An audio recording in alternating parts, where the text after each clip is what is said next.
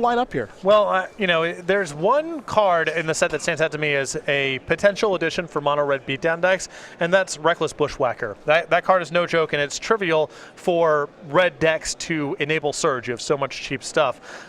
This is a deck I would be surprised if it can compete long term with the quality of the sweepers that got printed in Oath of the Gatewatch. But if people aren't really playing with those cards, there's no reason this deck can't compete, and Reckless Bushwhacker, especially alongside all the token stuff, that's a real upgrade. It's an island for Caleb to start and just a passing of the turn. For McDuffie, a wooded foothills. He'll sacrifice that for a basic mountain, so he's going to fall down to 19. And we'll see how he wants to start things off. One drops, of course, Monastery Swiftspear, Zergo, a Bell Striker. And Korey's take on the deck here, he's going a little bit wider. He's got the third copy of Whirling Outburst in the main on top of the 4 copies of Dragon Fodder. Not that uncommon, but a little bit more of a token emphasis.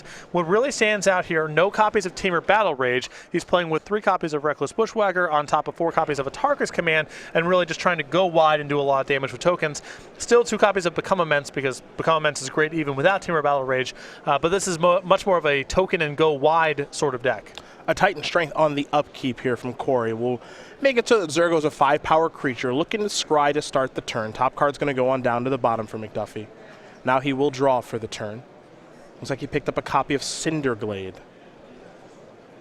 The question, of course, is does he have an answer to Jace right now? And if he does, would he even want to use it? He does have a basic mountain in hand, so I'm curious as Korey will take his turn. He'll start by attacking for 5 here with Zergo. Caleb will take 5. He'll fall down to 15.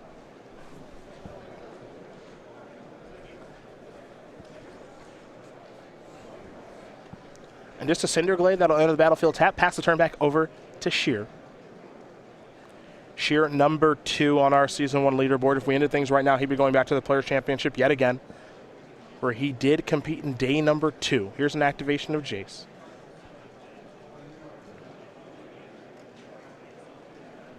Jace will allow Caleb to draw and discard, so we'll see what he puts in the graveyard here in just a moment.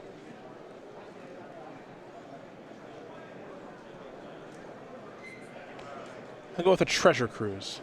Here's a Shivan Reef. And now there is a Storm Chaser Mage. No attacks, just a passing of the turn. But with 1 mana available from this deck, that can mean a lot of different things. Shocks and dispels, variety of cantrips.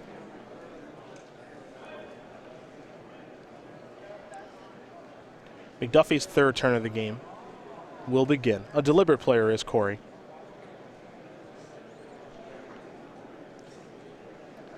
Something to keep in mind about these blue-red prowess decks, I do not think they handle token generation all that well. They've got a lot of spot removal, and they've got a lot of small creatures. Typically, Dragon Fodder and Whirling Outburst are worth a lot in those kind of matchups.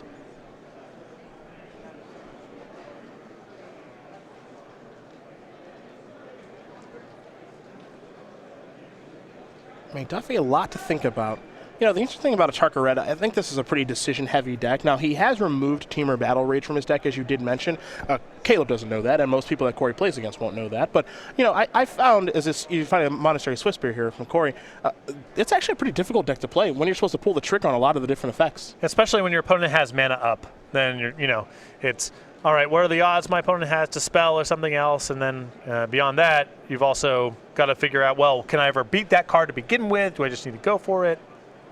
Well, this is actually kind of a blowout here because Korey's going to play an Atarka's Command, and Caleb is going to dispel that. That dispel is going to trigger prowess for the Storm Chaser Mage, which makes it into a 2-power creature, which means Zergo going to bite the dust. Yeah, that's a tough play there for McDuffie. I think the logic from his side of the table is Scherer's play does not make a lot of sense if he has a shock available. He probably would have attacked with the Storm Chaser Mage or done something else.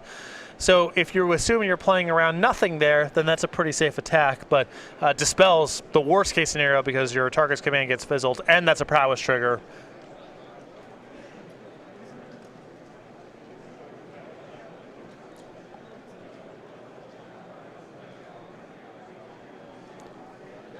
An Expedite.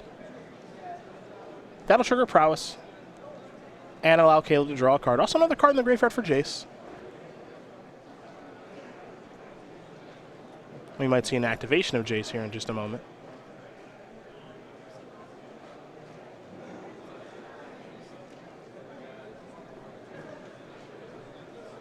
And there's McDuffie's graveyard, fanning it out a little bit for Caleb, just in case he's curious on what's going on. Now there's a slip-through space, so another prowess trigger. Picked up another copy of Expedite. That's card number 4 in the graveyard. Jace is going to draw and discard, which means card number 5 is on the way. There goes a Jace. It will flip. The Telepath Unbound starts on 5.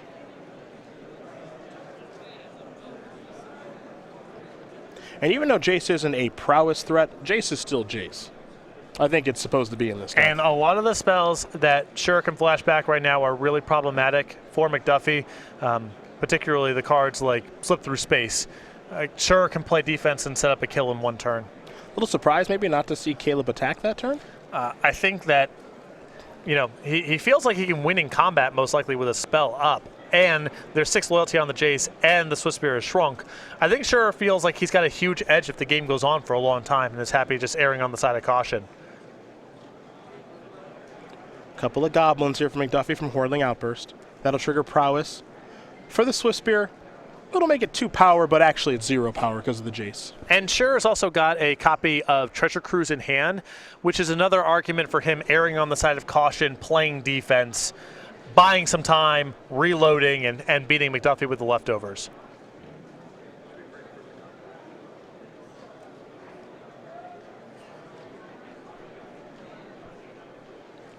Just a passing of the turn. No good attacks to be had here.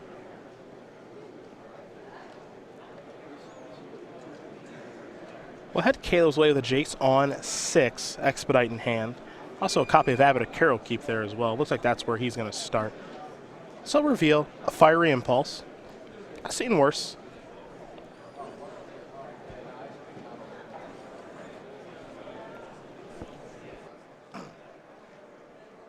Looks like Caleb's going to take 1. Use a Shivan Reef for some colored mana. Now there is Fiery Impulse. Spell Mastery has been achieved here, so it'll be attempting to deal 3 to the Monastery Swift Spear. With Spell Mastery achieved, Scherer doesn't really have to worry about a shock and response blowing up this play.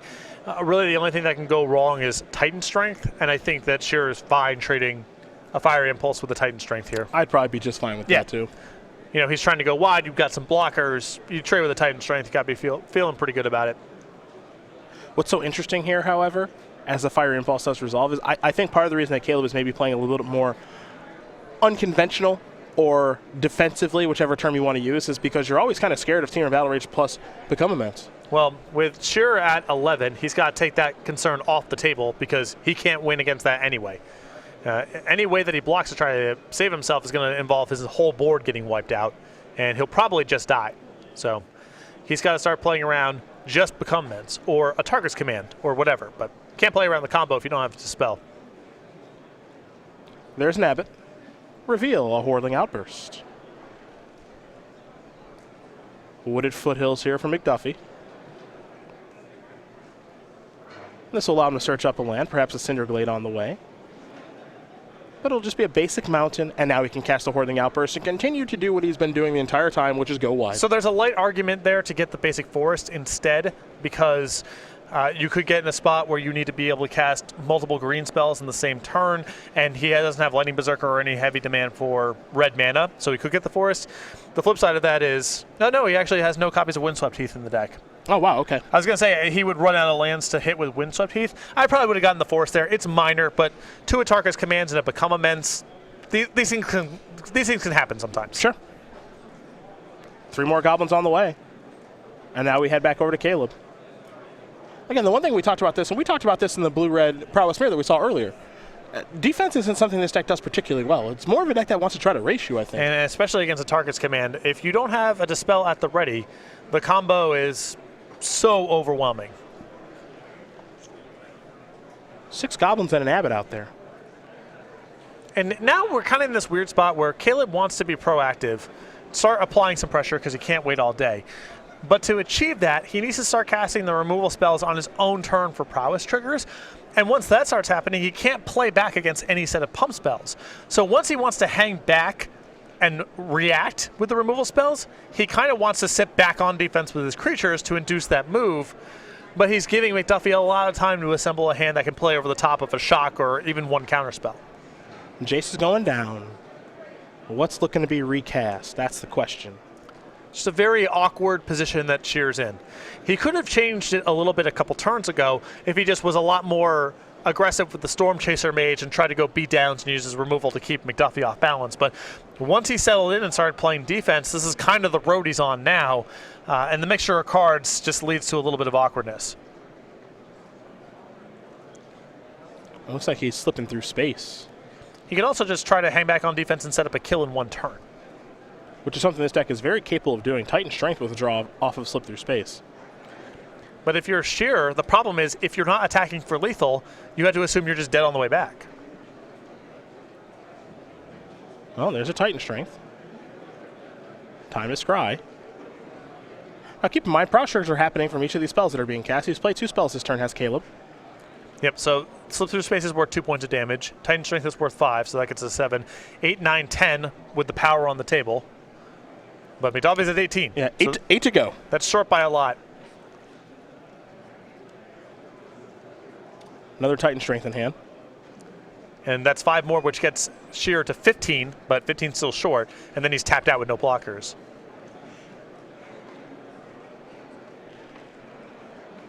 And again, the concern here for Caleb is, of course, a Tarkus command. It looks like he's unsure what he wants to attack with. I thought it might be Storm Chaser Mage, thought it might be the Abbot. It looks like it will be the Abbot. Storm Chaser Mage is going to try to play some defense here. So attack for 7 there? It's not bad, but if he doesn't have a counter spell, even with a shock in hand, a Tarkus command is going to kill him. Yep. And it might just be a situation here where he just can't beat a Tarkus command. Well, this is, Scherer's line of play throughout this entire game was a little incongruous to me. You can't be half a gangster against this deck. You got to pick. You're either going to try to damage race there and cross your fingers and hope to not get comboed out, or you're going to sit back and play defense, and you can really only choose the second route if you're certain you win a long game. Scherer's deck has a lot of cantrips and pump spells and shocks that may not be appropriate reaction.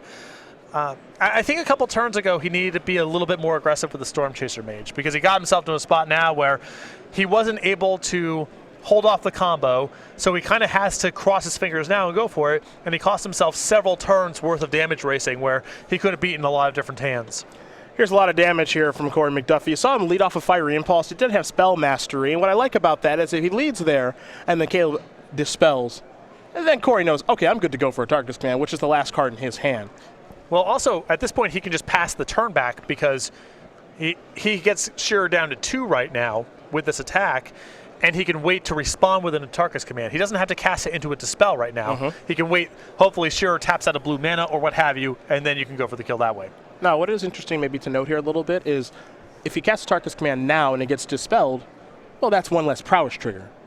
Because if we play it on Caleb's turn, well, maybe that prowess trigger actually matters. Right. Maybe not. It's tough to say. Well, it would have to be Scherer able to produce lethal while leaving up a blue mana. With McDuffie at 11, that's asking a lot.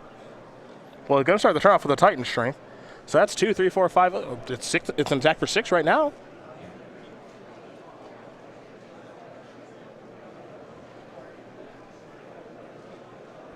Here's a Treasure Cruise. But now if I have a Tarkus command, I'm responding here. You got to make a move now. And I agree with you about that. I can't let him get 3. I can't let him look at 3 more cards. Let's see here. Abbott right now is at 6. This gets it to 7. And he did draw a Dispel. But it would have to be a pump spell, because just any old prowess trigger is still not enough for lethal. So he needs Titan Strength and a Dispel and to find a way to not die off his own lands. And I think that's the biggest issue right now, is that the Shivan Reefs are what's going to come back to hurt Caleb here, because it looks like he's going to go down to 1 to play a Titan Strength, which would be lethal. This assumes the last card in McDuffie's hand is a Tarkus command. Indeed, indeed.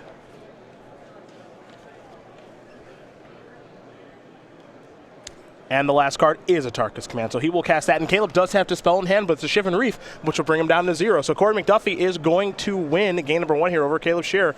Atarka Red up a game over blue-red prowess. Got a little bit dicey there. I mean, McDuffie took a risk there. I'm totally fine with passing the turn and not casting the Atarka's command. I probably would have done it in response to the Treasure Cruise. But fortunately for him, Scherer was not able to find a pain-free source of damage for his mana, and the Shivan Reefs killed him. Sideboard time is where we're going, so we'll take a look at both players' sideboards. We will start with Caleb Scherer, who's got 2 Duress, 2 Boiling Earth, 2 Pia and Kieran Nalaar, 2 Disdainful Stroke, 2 Wild Slash. Some one-ups here: Negate, Crush of Tentacles, Painful Truce, Smoldering Marsh, and Murderous Cut. I can get behind the copies of Wild Slash here, the Pia and Kieran Nalaars, and the Boiling Earths. Given the token-heavy nature of McDuffie's deck, Crush of Tentacles maybe is a little bit slow. But on the play, I think there's an argument because McDuffie's doing so much with tokens. On Korey's side, 4 Self-Inflicted Wound, 3 Arc Lightning, 2 Smoldering Marsh, 2 Pia and Kieran Nalaar, 2 Painful Truce, and 2 Den Protector. A little double splash here. Yeah, I do like the Pia and Kieran Nalaars in this matchup. I really wouldn't want to touch anything else. Arc Lightning is just not an efficient removal spell against various prowess threats, and the rest of the sideboard's kind of for other matchups. Well, and there's your options for both players, and Caleb Scherer will be on the play for game number 2 in just a moment, and we're actually going to talk a little bit more about Caleb because we talked about that Season 4 Invitational win, and along with that comes your likeness on a card, and that is his fantastic Storm counter. Caleb, known for playing Storm in Legacy and Modern, a lot of success in Legacy with the deck, always his Legacy weapon of choice, and starting next week, you can get this thing. Yeah, congratulations to Caleb in a variety of ways to get this. Any of our open participants and any of our classic participants. So whether you're playing in the 2-day main event or you're playing in one of the classics on Sunday, when you register, you'll get your hands on this token. If you can't make it out to one of our large events, any order from StarCityGames.com, $5 or greater starting January 29th at noon Eastern will come shipped with this token for free. So you come to our Columbus Open next weekend, which will be standard, which we'll probably see Caleb at because he's going to be traveling to lots of events. Boom! He can sign this thing for you, know? Yeah, there you go. So great stuff. Congratulations, of course, to Caleb for being our Season 4 champion on the SCG Tour last year. And now we get to learn a little bit more about Caleb. Number 2 right now on our Season 1 leaderboard for 2016. 27 years old from St. Louis, Missouri. 2 open top 8s, 2 invitational top 8s with a W. He's a traveler, man. And a minimalist. Lives entirely out of his backpack, and I can confirm this because he posted a picture of it on Facebook. He does literally, he's got a backpack and a couple boxes of cards, and that's really it. Yeah. He's a traveler. We see him on the SCG Tour just about every single weekend. We got to see him at the Players' Championship last year, and if we ended things right now, we'd see him at the Players' Championship this year. And what happened to Caleb in that game, that happened to me constantly when I started playing Atarka Red and playing in the mirror matches or against landfall strategies. I played a match online against Chris Van Meter where I had a pretty good reactive hand and was trying to, all right, I'm going to attack with a couple things, leave a couple things back, and use these removal spells to trap him. And the prowess threats and the pump spells are so good that it's very hard to take that position unless your removal spells are excellent. So, especially when you're dealing with red removal, you're taking points off your Shivan Reefs, Korey's going wide and getting in points that way. You kind of got to just put your head down, try to end the game relatively quickly, and yeah, if he has become immense Atarka or Temur Battle Rage or a bunch of Atarka's commands, you're going to lose, but it's pretty hard to beat those cards anyway when it's being backed up by pressure and a lot of different tokens. Looks like Scherer is going to take a mulligan here. McDuffie happy enough with his 7. So for Atarka Red, a deck you know a lot about, of course. Yep. It didn't get a ton of additions from most of the Gatewatch. How do you feel this deck is going forward? I like McDuffie's philosophy here. He's gotten away a lot from the combo. Just 2 copies of Become Immense and no copies of Temur Battle Rage. And I think Reckless Bushwhacker pairs so well with the token elements of this deck that you can focus a lot more on that and Atarka's command with a bunch of token generation. I'm not sure long term if this deck can handle a bunch of main deck sweepers. And Kozilek's Return is all sorts of trouble. But if people are light on those kind of cards, this deck's still quite powerful. Top card going to go to the bottom. And now Wandering Fumarole is where Scherer will start things. For McDuffie, just a mountain and a passing of the turn. For Caleb, a Bloodstained Mire, and he'll pass the turn back. Wandering Fumarole, of course, the new creature land in the blue-red colors, and it's a doozy. Probably the best of the bunch, but we'll see how things do play out over the course of Magic's history. Another benefit here, it's a small one, but another benefit, with McDuffie getting away from so many copies of Become Immense, going from 3 and going down to 2, he gets to cut the frickin' Windswept Heath from the deck. Which were all sorts of trouble for me at the Grand Prix. Yeah, you don't like the Windswept Heath, huh? Not a big fan of the Windswept Heath. Dragon Fodder is going to bring 2 goblins along with it. Caleb going to search up a basic mountain. Started peeling back my 7. This critical match, it's playing for day 2 or whatever. And first 2 cards I pulled back are the basic forest and the lightning berserker. Ugh. It's just, well, it's my own fault. I put a fire-breathing creature in a basic forest in my deck. Point is that the way that McDuffie has taken the deck here, he's getting rid of a lot of the most inconsistent elements of the deck. I can respect someone who's willing to take blame for their own actions. It's my own fault. Yep. What did I think was going to happen?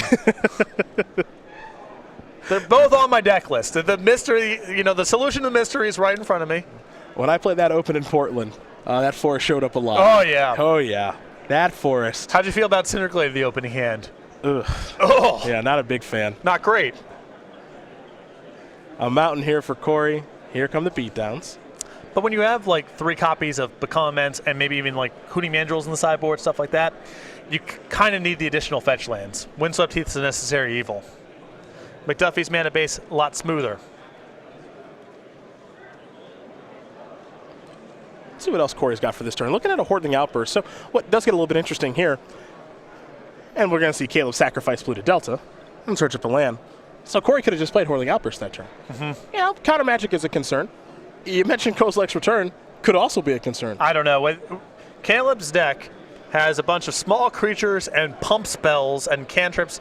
I can't see him being able to sideboard in that kind of sweeper. I'd be really surprised. So the thing is, I very much can. Kozilek's Return when Swift Spear and Storm Chaser are out there, trigger prowess, it doesn't kill him. You've got Jason Abbott, though. Well, it's not a freebie. Yeah? I can also respect McDuffie saying, well, if it's not a sweeper, he's probably got Negate or something. It's very unlikely he's just taking it all on the chin here, so... Well, Korey's not willing to make a move just yet. Very patient as he untaps those 2 goblins. Head to his 4th turn of the game.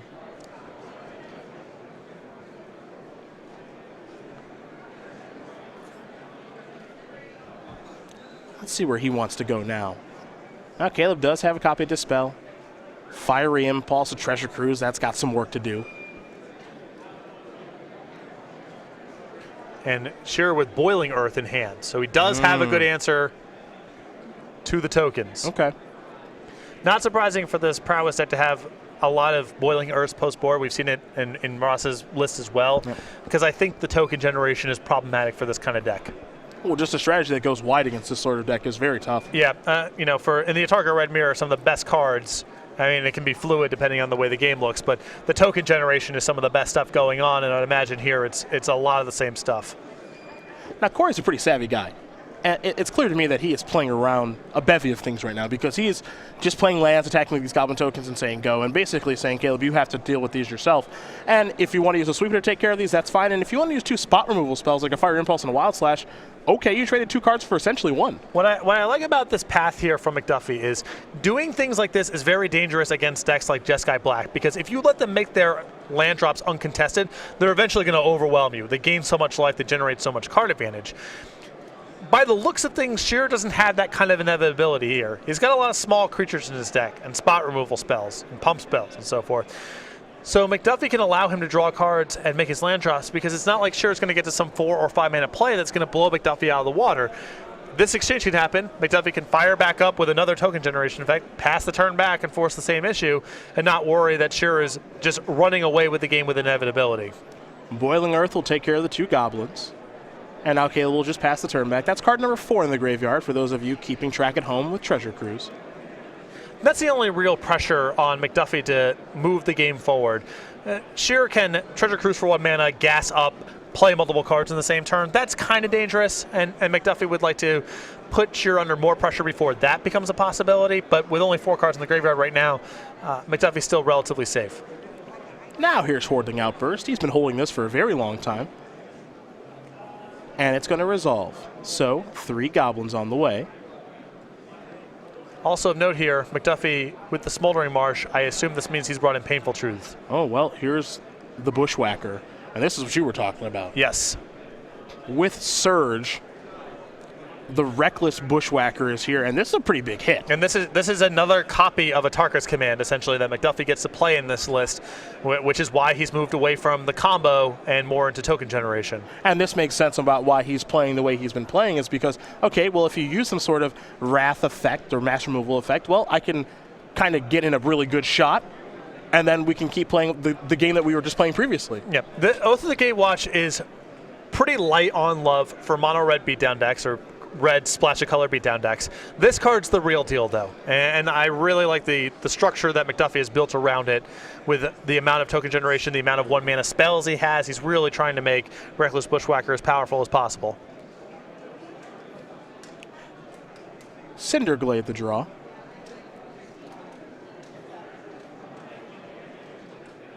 Might be time for perhaps Abbot of Carroll Keep.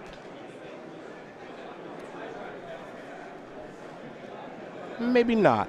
Looks like he might just use the Forest to cast it. Good choice. There is the Abbot. I mean, he gives up on, I suppose he gives up on Painful Truths off the top. Arc Lightning is interesting.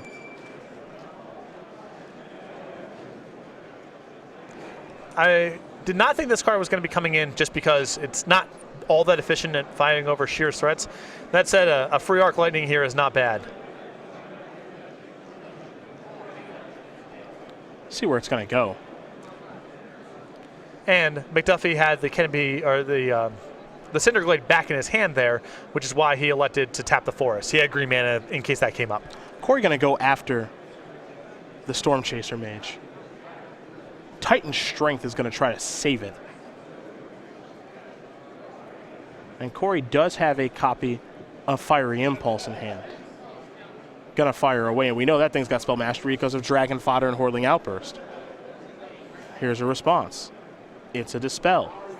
So players are exchanging their spells. It looks like Caleb is going to come out on top on this exchange. And you can see Caleb's hand with that Treasure Cruise, which is fully powered now. Though a lot of the 3 cards, that hypothetical cards that Scherer draws here, trade with exactly 1 token. And that's the value of cards like Dragon Fodder and Hordeling Outburst. They really wear down these decks that are built around 1-for-1 spot removal spells. And, you know, I kind of like this attack because, yes, Korey's going to lose a token, but I'm going to get some damage across. Big display of strength here. Yeah. Now, also a little bit of a hedge here. McDuffie knows he's liable to get hit by a Boiling Earth next turn. Might as well get your 2 points in. Yep. That's exactly what he's going to do. Scherer will fall down to 5. McDuffie still at healthy 19. And now Caleb will draw. Monastery Swiftspear is what he's found.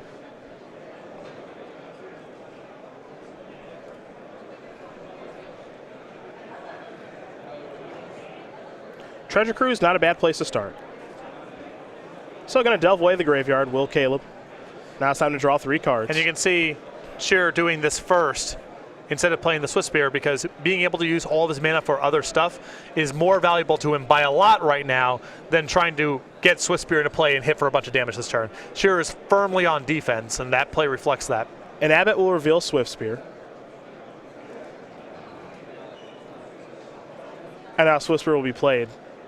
But it's defense mode right now for Caleb. Yeah. Hope you don't die, homie. Time to untap for Korey.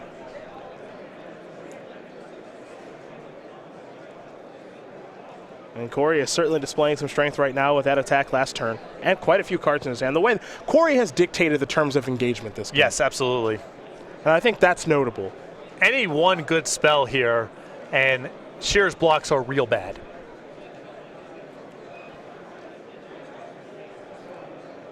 One sorcery isn't quite enough to do very much because Scherer can still Abbot on Abbot and swallow up the 2 tokens. But something like Titan Strength, Tarka's Command, anything like that, and Scherer's position really crumbles.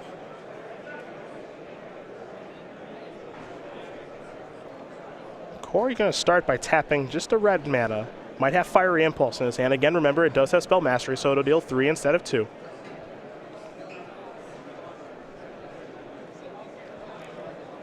And there is Fiery Impulse, going to go after the Storm Chaser Mage. Down goes the 1/3 flyer.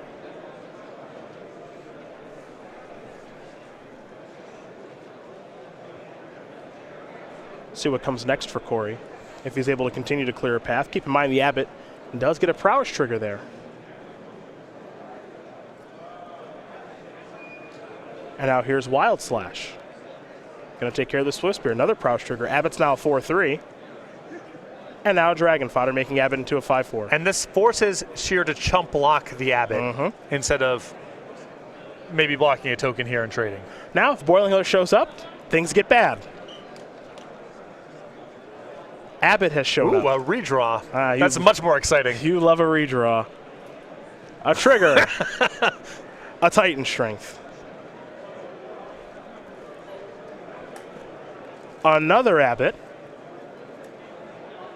Another Abbott, and that is going to do it. Korey McDuffie is going to win this matchup over Caleb Scherer, 2-0. Atarka Red will take care of blue-red prowess. And though Atarka Red has not gotten a ton of new cards, the new card that it did get in Reckless Bushwhacker looked pretty good that game. And with the token generation in McDuffie's deck, I think it's very hard for Scherer to play the defense and removal game. I think he should have been slightly more committed to damage racing in the first game, but that's part of the challenge of playing against Atarka Red, is striking that balance to apply enough pressure to get the game over with as soon as possible.